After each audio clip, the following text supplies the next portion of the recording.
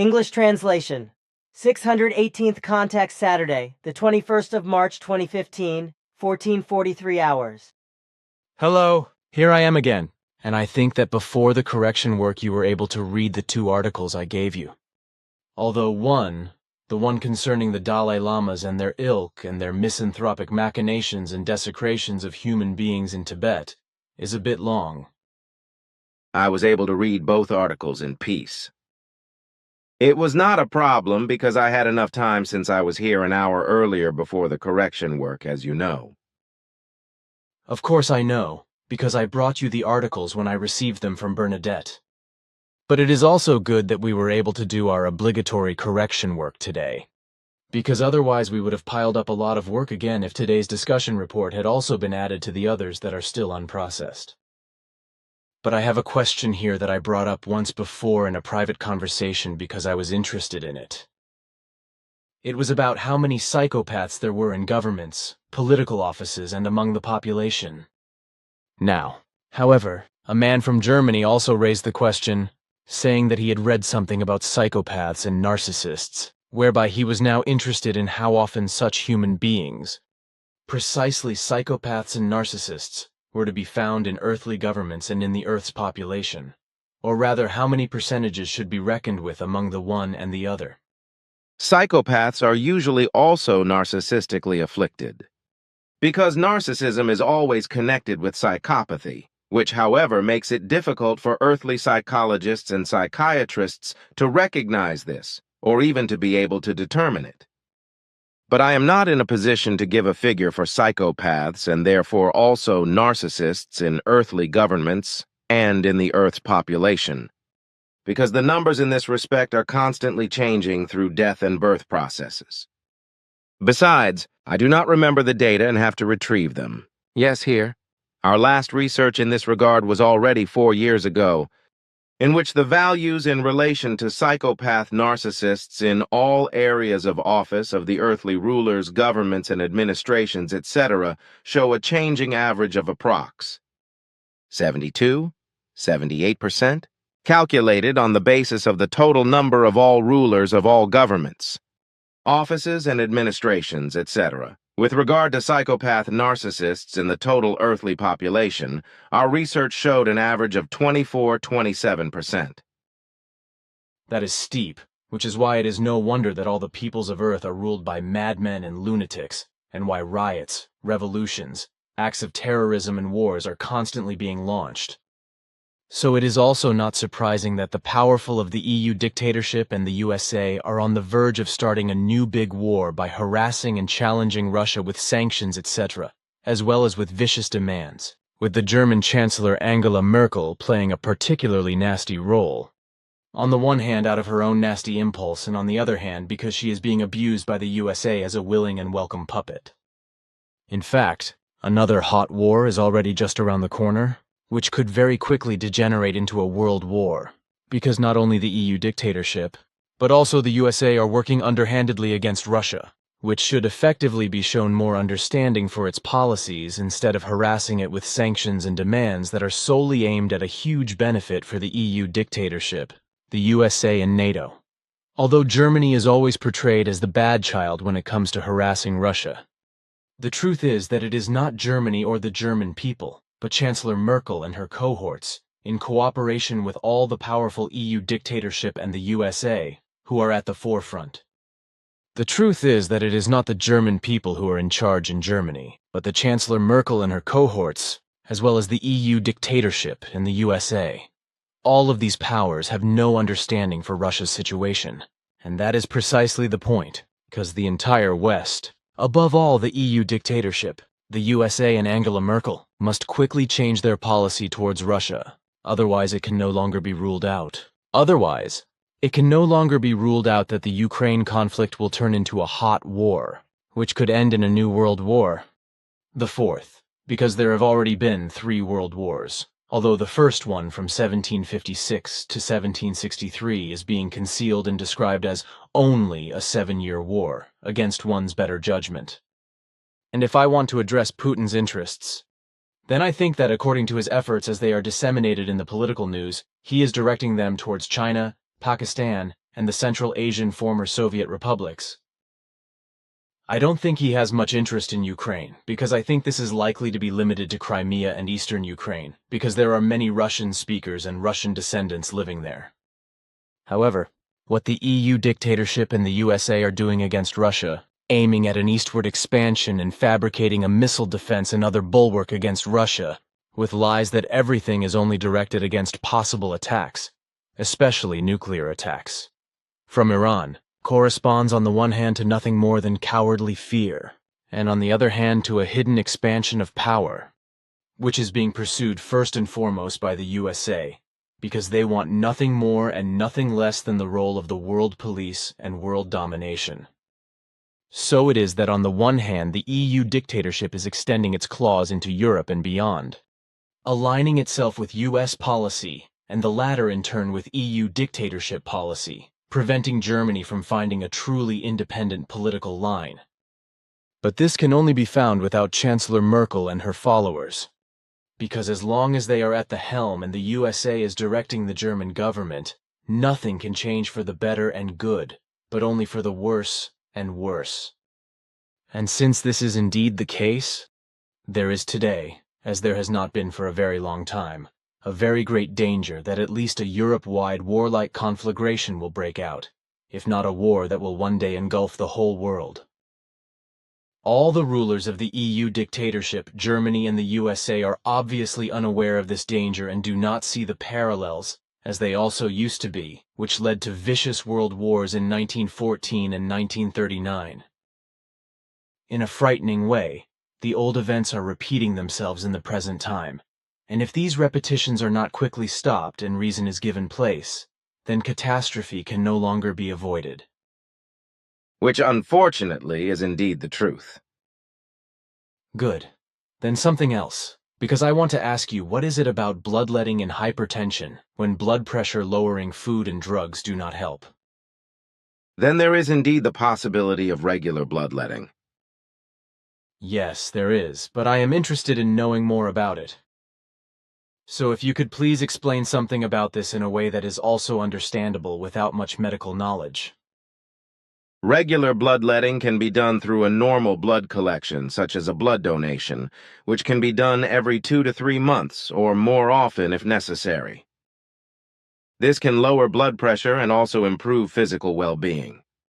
However, this has nothing to do with the traditional bloodletting Greek phlebotomy or Latin missio sanguinis, which was a well-known and widespread method on Earth from antiquity until the 19th century, and was used as an alleged cure for many diseases and ailments, but as a rule only corresponded to nonsensical assumptions, because bloodletting only has a positive effect on a few diseases. Bloodletting is a procedure in which a considerable amount of blood is taken from a patient. In colloquial language, blood donation or blood collection is also occasionally referred to as phlebotomy nowadays. Regular blood donations can lower high blood pressure. A complex mechanism regulates blood pressure, whereby the blood vessels, biochemical messengers, the nervous system, and the organs interact with each other. The iron content of the blood also plays a very important role, because an excess of iron is harmful, although this can be reduced by bloodletting or blood sampling.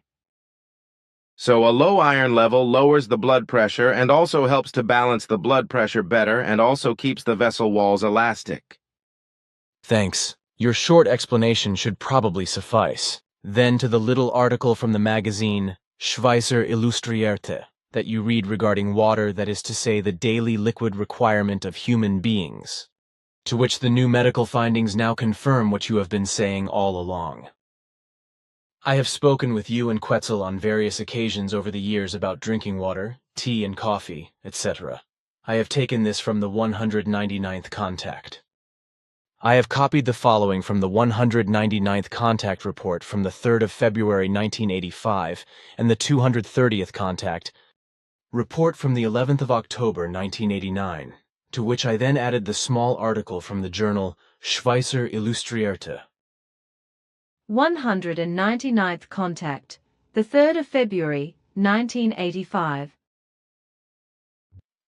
Well, The point is that my doctor told me, as did various other people by the way, including core group members, that for health reasons I had to drink at least 2-3 liters of water or tea, etc. per day, because that was necessary for human beings. For my part, however, I have never drunk much since I can remember, not even in the desert where it was always quite hot. I was always content with a small glass of hot tea or a small Arabic or Turkish coffee. It is also rare that I am really thirsty and drink more than usual. But I still feel good and cannot complain that I have any complaints because of the little I drink. But other people keep saying that they drink several liters of fluid a day because that's the way it has to be. As a doctor, what do you think about that? The fluid requirement of human beings is basically different, so one needs more than the other. But that does not quite answer my question. Besides, I would like to say that sometimes I do not take any fluids for several days, if I refrain from 1 or 2 cups of coffee. Sometimes I even refrain from doing that. I am familiar with that. But by way of further explanation, I would like to say that on Earth there is a general misconception among human beings, and especially among medical men, that larger quantities of liquid are important for human needs.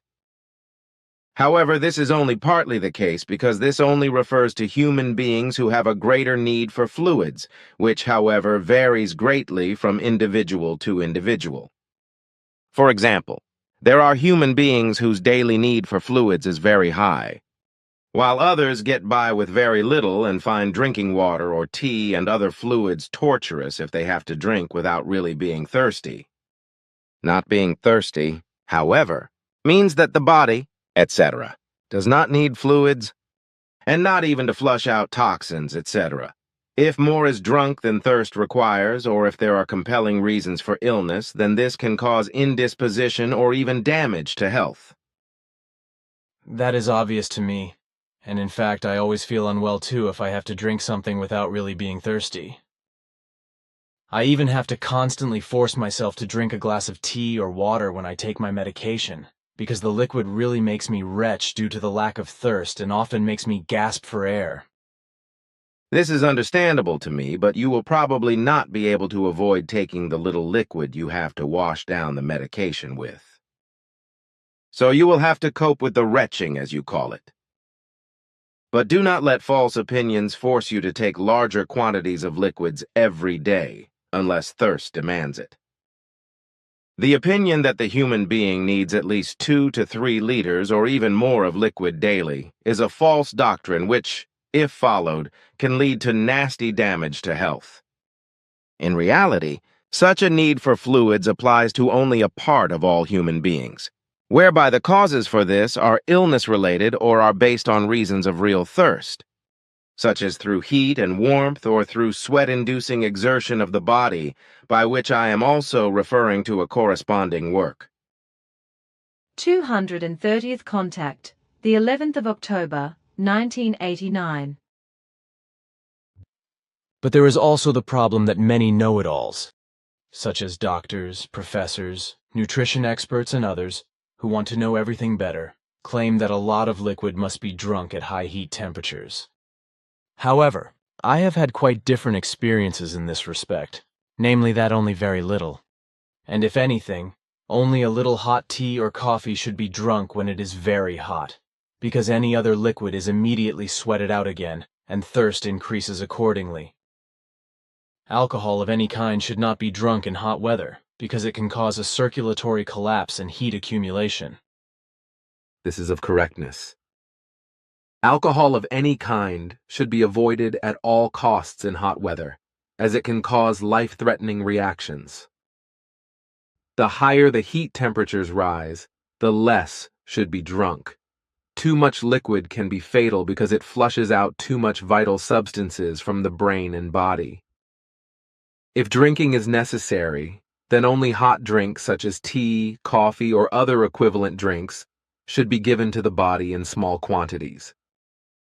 If the body is supplied with large quantities of liquid, and in addition cool or even cold, then this will be excreted again by the body in the form of sweating, or it will lead to death. Drinking a lot is therefore not harmless, because with sweating, vital salts, as well as converted vitamins and minerals and trace elements are also excreted, which severely impairs the body's function in all organs, leads to death or to attacks of weakness. Malaise, listlessness, tiredness, nausea, anxiety, dizziness, or to all kinds of other effects, whereby such can also be life-threatening, as for example in the case of heat accumulation. But tell me, we talked about this a while ago, regarding drinking. You said that too much liquid washes out salts, minerals, trace elements, and vitamins from the brain and the body, which leads to all kinds of ills and even death. But since our doctors and all sorts of other people keep saying that at least 2 to 3 liters of water or something equivalent must be drunk every day, the question arises as to what measure must be taken as a starting point, where harmfulness to the body and brain arises. This depends on the need of the brain and the whole body, the organs and the muscles, etc. So thirst is not simply thirst, because many human beings drink a lot because they imagine they are thirsty, although their body does not need any supplying fluid. The more they drink, the more fluids that are saturated in the body and brain with vital salts, trace elements, vitamins, and minerals, they excrete again through sweating and urination. Therefore, the rule is that fluids should only be drunk when really thirsty, and they should be measured according to physical exertion. At the highest and greatest physical exertion, a measure of not more than 3.3 to 15.15 decilitres of pure fluid such as water, tea, or coffee with little or no sugar applies. In hot weather, it is advisable and of the greatest benefit to drink water, tea, or coffee as hot as possible. Otherwise, cool drinks may also be drunk in equal quantities and in small sips. If there is no great physical exertion, it is highly advisable to keep fluids reduced to such an extent that one only drinks when really thirsty. This means that it may not be necessary to give the body any special fluids, because food alone is sufficient to give the brain and body, etc., the necessary fluids. However, if too much is drunk, this not only causes damage in the form mentioned several times, but the brain function is also negatively affected. This means that the ability to think and the emotional function, as well as the ability to reason, self-responsibility, and the ability to make logical decisions are also affected, as well as the capacity of intelligence, which is reduced and paralyzed.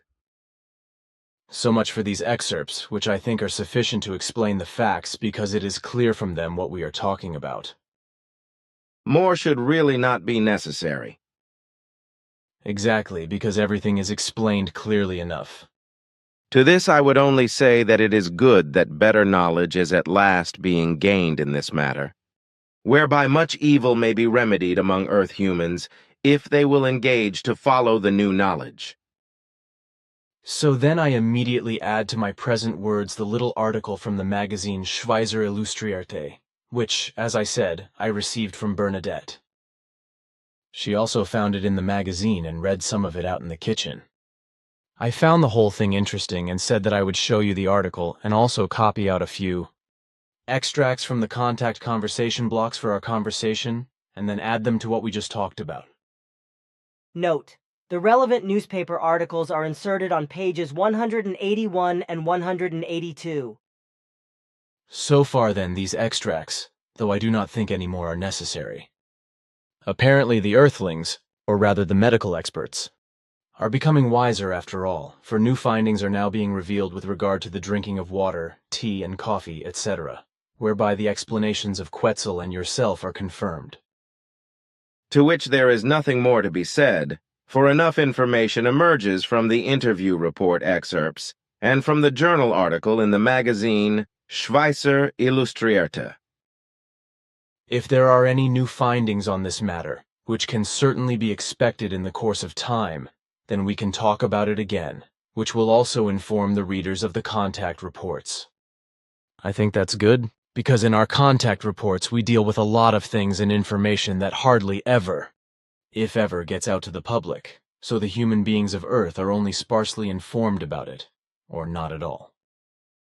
But in many cases, this is also due to the fact that many Earth humans are not interested in certain things. Which you are also right about, because actually a lot of Earthlings just live in the day and do not care about what changes and advances are being made in the various sciences, in technology, and in many other ways. Consequently, they simply live indifferently and disinterestedly into the day and into the future, without perceiving what is actually happening around them, how all development and life etc. are going on. As a result, interpersonal relationships in general also suffer, which have given way to complete indifference, both with regard to the human beings themselves, and also with regard to the earth, nature, and its fauna and flora. Which unfortunately is indeed the case. And which can only be changed if each individual human being strives for his own change and betterment, and pursues a healthy self-knowledge in order to transform himself personally into a human being who obeys the creational natural laws and recommendations, and accordingly consciously adapts all his modes of conduct and his actions and deeds in accordance with these laws and recommendations willfully and joyfully. Which is the only path that can be followed to lead everything to the better and truly good, as well as to the creatively, naturally correctness.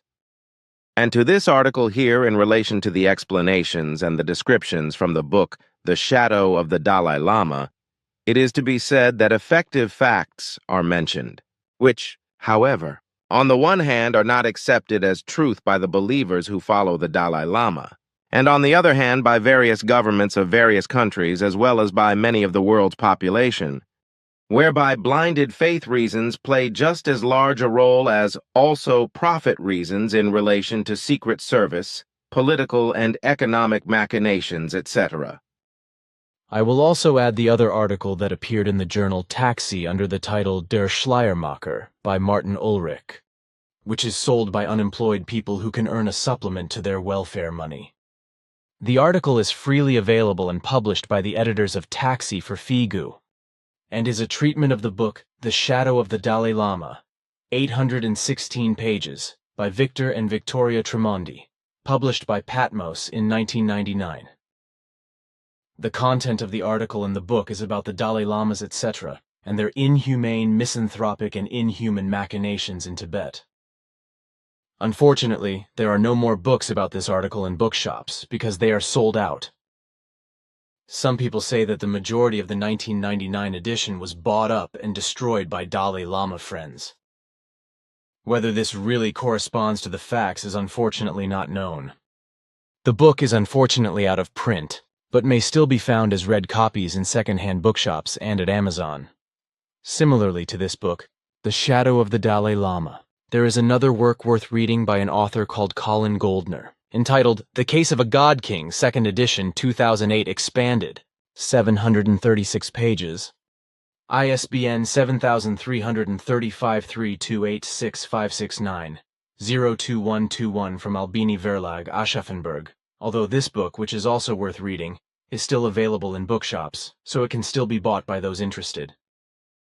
Which will certainly be the case according to the aforementioned article. Exactly, that's what I'm talking about. But now I want to talk about something which I myself have always bumped up against, namely the term prophet, which is also foisted upon me and about which I am not at all pleased. If I have made prophecies, then I have simply proclaimed or even prophesied these, hence one could maybe call me proclaimer or prophesiser. And if I now fulfill the mission and bring the teaching of the truth, teaching of the Spirit, teaching of the life, then one can call me mission fulfiller, or plainly and simply teacher, in which case this naming even appeals to me, but prophet not at all. The term prophet is unfortunately quite ancient and based on the fact that former proclaimers of prophecies were simply called as such, not however according to what the real reason of their work was, precisely the teaching of the spiritual teaching, that is to say the teaching of the truth, teaching of the Spirit, teaching of the life. Hence the prophecies fundamentally proclaimed the bringer of the teaching and therefore were teachers, just as I see myself as such and not as a prophet. I have made only a few prophecies, and also make only a few such today, whereby it is also to be noted that prophecies as a rule are based on probability calculations, dreams and visions, which can both fulfill themselves as well as not be fulfilled. And indeed, according to how the causes have been dealt with and the corresponding effects proceeding from them, follow. Therefore, the prophecies are changeable. This completely in contrast to predictions, such I've indeed made many, and which undoubtedly also fulfill themselves in each case. And if one wanted, therefore, according to these, instead of calling me prophet, then predictor would probably apply. Thus, the designation prophet, I find, has something objectionable, religious, and sectarian in itself, quite the contrary to it or to teacher, which is also why this is a reason for me that I reject this term. I have also spoken about it with Eva and Bernadette, who both are also of the opinion that for me one should simply use the designation teacher, because prophet is really characterized very strongly in a religious sectarian wise, as I also am of the same opinion. What you say, I can understand. And indeed also with regard to the fact that your words correspond to the rightness. By you saying that the term prophet is to be interpreted religious sectarianly, because since time immemorial, and up into the present time, someone is thus described by the earth human who has fallen into a purely religious or a sectarian belief and feels called upon by their God to proclaim the godly truth as a prophetic admonisher and seer. In this wise, such a human being of earth will be recognized, treated, and often also worshipped and adored by the religious and sectarian believers as a religious authority. However, in the sense of the bringing, teaching and communicating of the spiritual teaching, that is to say, the teaching of the prophets, that is to say, the teaching of the truth, teaching of the Spirit, teaching of the life, there is solely and exclusively the teaching, but no prophecies. However, might beyond the bringing of the teaching of the teacher's prophetic statements or effective predictions, then these do not stand in direct connection with the teaching, but in relation to logical thinking with regard to combinations of happenings, probability calculations, real dreams, and real visions. Nevertheless, all these values are not based in the teaching, but in the consciousness-based capabilities of the prophesying and predictive person. The origin of the term prophet, however, is found in the ancient Greek language, namely in the word prophetes, which means, for example, proclaimer of oracular sayings, as well as seer and soothsayer. In the term prophetes, it amounts to two pieced-together words, pro, which means before, and pheme, which is to be interpreted as speech or speaking. Furthermore, from this, the term phanai follows, which means so much as speaking, from which in turn follows the term prophenai, which is to be understood as predict or proclaim. The whole thing was already adopted very early from Christianity and from Islam and implemented in all the languages of the believers who belong to these religions and their sects, which was thus retained until the present day and has general validity in all decisive fields of language. With regard to the spiritual teaching of the prophets, that is to say, teaching of the truth, teaching of the Spirit, teaching of the life, as well as naming those human beings who bring, teach, and spread this teaching, the term teacher should fundamentally be used, as you have also said this yourself. Also, the terms prophet or mission fulfiller could be used, as also, nevertheless, prophesier, if the corresponding teacher just makes prophecies, which clearly puts the possibilities of coming happenings and so forth. If set causes are pursued further and cannot someday be changed for the better, therefore they ultimately lead to the prophesied effects. Only in this sense can a prophesizer person be seen and understood. If they are called as prophet or prophetess or come forth as a male or female proclaimer, admonisher, caller, and seer, as well as warner. However, what now results from this, that one calls yourself a prophet, is thus based simply in the fact that you've made and also continue to make diverse prophecies, if you so desire it, but this designation may be absolutely omitted for your person and your work. because the whole of this term does not correspond to what you are effectively doing, namely teaching and spreading the spiritual teaching. That is to say, the teaching of the truth, teaching of the spirit, teaching of the life. Therefore, plainly and simply, you should rightly also be called teacher. And this designation should also be taken into account even though you have made certain prophecies. And that you have also made a great number of predictions as a predictor, that over the course of time have fulfilled as well and continue to fulfill themselves, just as also certain prophecies. That also does not change the fact that you are a teacher of the spiritual teaching, that is to say, the teaching of the truth, teaching of the spirit, teaching of the life, and teach and spread this teaching. Thus, you should also be referred to as teacher and as nothing else. This I can be pleased with, and it also says that I have nothing to do with so-called black magic, with clairvoyance, religion, sectarianism, fortune-telling, magic, and the like, or similar things. Then once again I have a question here, which relates to the following excerpt from the conversation of the 230th official contact from the 11th of October, 1989. We once talked about the Loch Ness. Loch Ness in Scotland, in connection with the so-called Nessie, which is supposed to be a dinosaur, for which, however, no proof of existence could be produced until today. But you said that such a creature actually existed in Loch Ness and that it was not a fairy tale. I would like to see the creature. Can you take me there?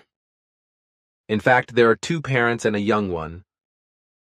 These are water-dwelling predatory dinosaurs, that is to say, Plesiosaurus, which have survived for many generations. Their existence will be very difficult to prove, however, because the animals rarely move to higher waters or even to the surface of the water in such a way that they can be sighted. We have been observing these distant dinosaur descendants for many years, and in the course of our research, we have also found fossils of their most distant ancestors. But we have left them at the sites where they may one day be found by Earth paleontologists or other Earth humans. Naturally, I will take you there so that you can see the animals, but you will have to keep quiet about this in public for the next 12 years. I will. I will also pretend to be ignorant when I ask more questions later.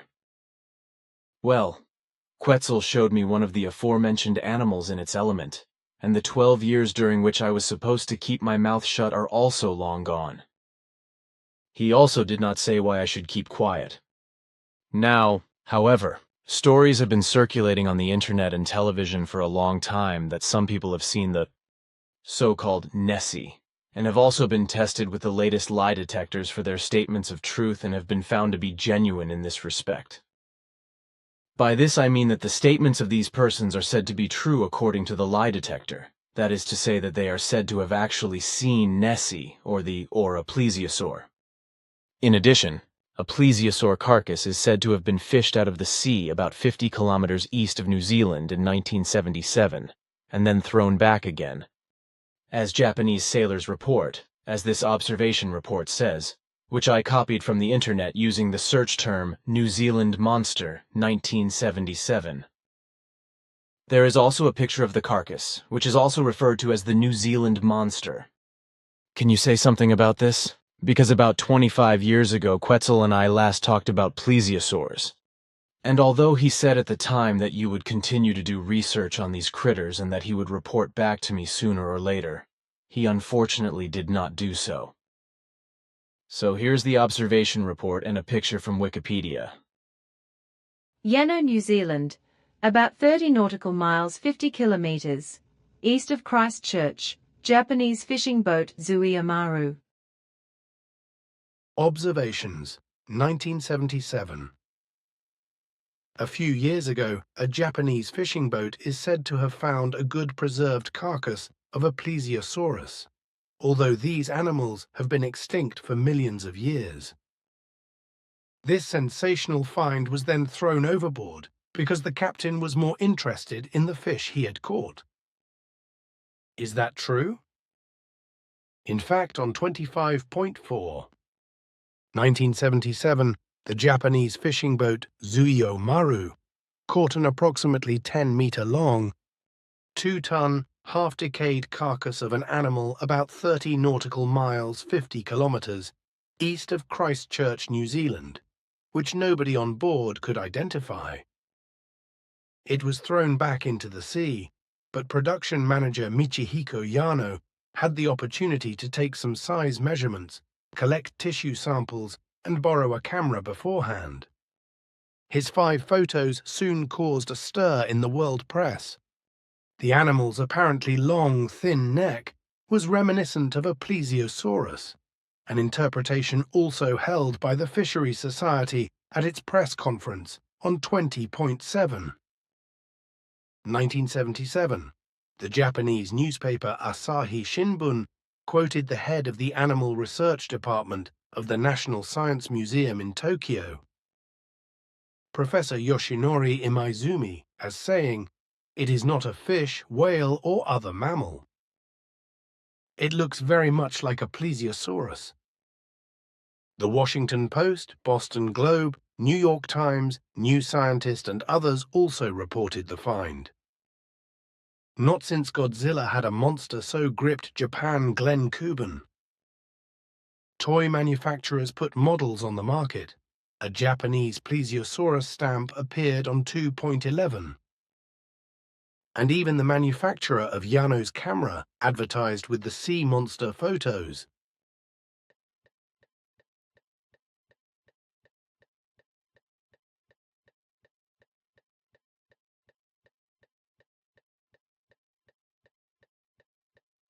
The long, thin neck, the Nessie-like appearance of this carcass made me think of a Plesiosaurus.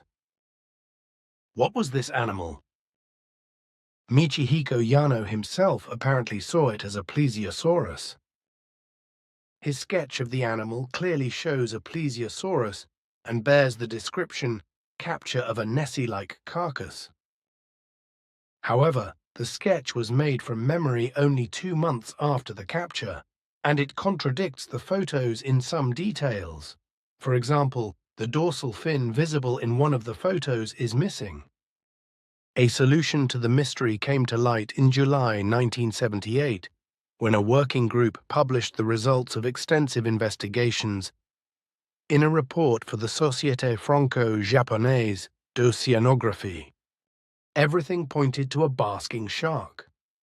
The analysis of the tissue samples with various methods show that the tissue comes from a shark. Various anatomical details of the photos and the sketch speak against a plesiosaur. Plesiosaurs, for example, have at least 13 cervical vertebrae, while the carcass had 6 or 7 Yano. Also, the shape of the head, the ligaments along the spine, the dorsal fin and other features fit a shark, but not a reptile, and by no means a plesiosaur.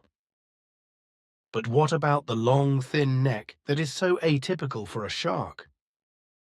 The basking shark Cetahynus maximus feeds on plankton by swimming leisurely under the surface of the water with its mouth wide open, filtering the plankton through its huge gill apparatus. Therefore, the lower jaw and gill apparatus is only weakly attached to the rest of the body and is usually the first to be lost when the animal decays. What remains is the cervical spine with the relatively small skull, which gives the carcass a Nessie-like appearance. This phenomenon has been known for a long time and has already earned the basking shark the nickname Pseudoplesiosaurus cohen, D. The Encyclopedia of Monsters, New York, 1982. It is true that preliminary results of the tissue samples had already been presented to the public on 25.7. 1977, a few days after the publication of the photos, and critical biologists had pointed out the possibility of a confusion with a basking shark early on. However, this did not disturb the monster enthusiasm, and the 1978 analysis was also hardly noticed. In creationist literature in particular, it lives on as an unsolved mystery that supposedly contradicts the theory of evolution. Glen Kuban lists 19 publications from the period between 1984 and 1997 that refer to the carcass as a Plesiosaurus, most of which, according to Cuban, seem to be unaware of the results of the study Cuban, sea monster or shark. Report of the National Center for Science Education, 173, May-June 1997, 16-2-28. A sketch by Glenn J. Cuban is supposed to prove that the captured plesiosaur was a basking shark. The question remains, how does one interpret the pronounced backbone, the actual characteristic of a mammal or also a dinosaur, with the vertebrae clearly visible in the various photos? The shark is a cartilaginous fish and does not normally have a backbone. I am as familiar with the various writings on the internet as I am with what you have here as an observation report.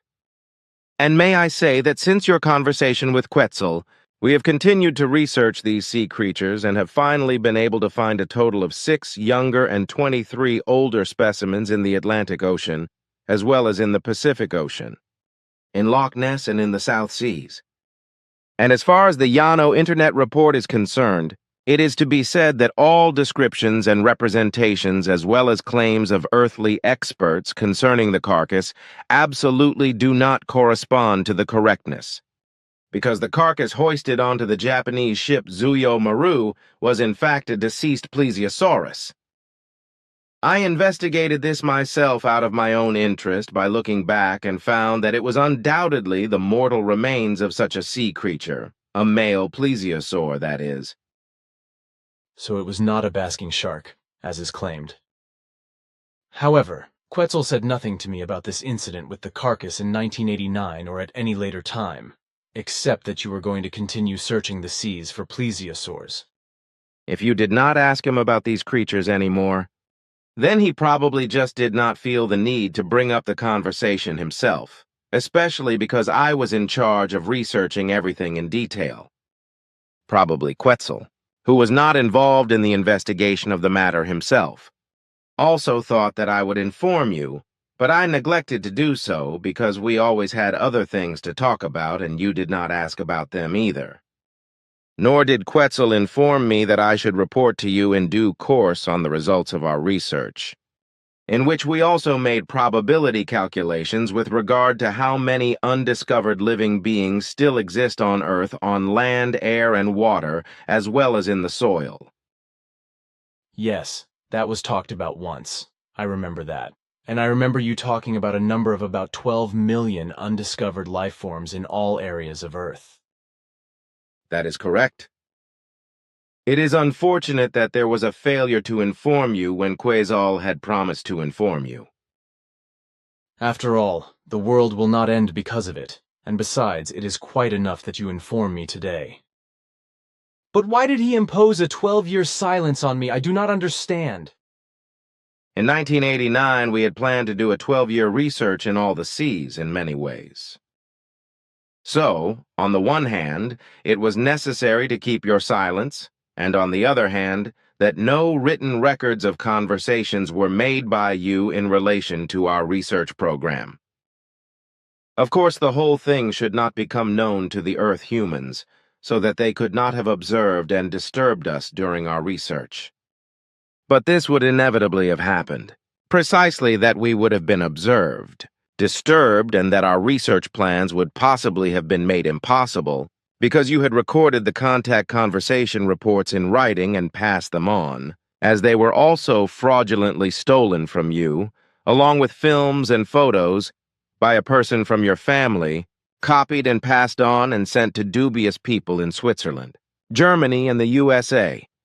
If some or all of our plesiosaur studies had become known in certain circles, especially in the USA, Canada, Russia, England, or China, this would inevitably have led to serious disruption or abandonment with regard to our research program, which was very important to us. That's news again, though I think it is very good that you each do not tell me certain things. Because you never know if you write something too much openly when you're putting articles on paper, for example, or that you blurt things out due to carelessness. Which will hardly be the case with you. But nevertheless, your statement is to be taken seriously, because really unintentional carelessness can appear, and also when special attention is paid to something that is supposed to be concealed. That's what I'm saying. That's why I'm also happy for you to keep anything secret if you think it's necessary. Which in no way implies a distrust of you, dear friend. I certainly do not think anything of the sort, for I know very well that you trust me implicitly.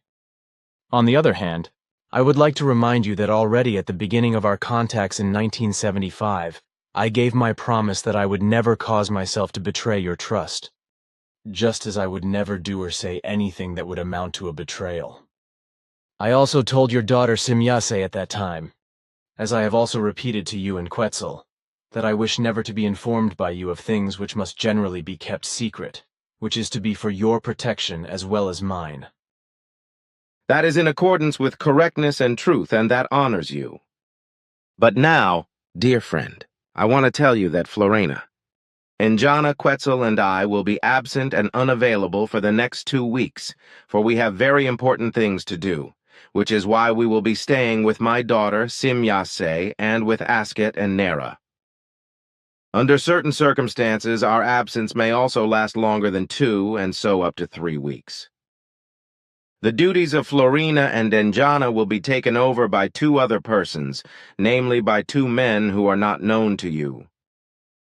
That they visit you may well be possible, but it is not foreseen. Well, that is the way it is, and it cannot be changed. So I wish you all the best and much joy for what you have to do. And please, give everyone my warmest and best wishes. It will be as much a pleasure for me to do this as it will be for everyone to receive your greetings and wishes. But now I will go, dear friend, if you have nothing more for us to discuss. No, that is not the case. Then I wish you and everyone else a good time, as well as much joy and success. Goodbye and farewell, Ptah, dear friend.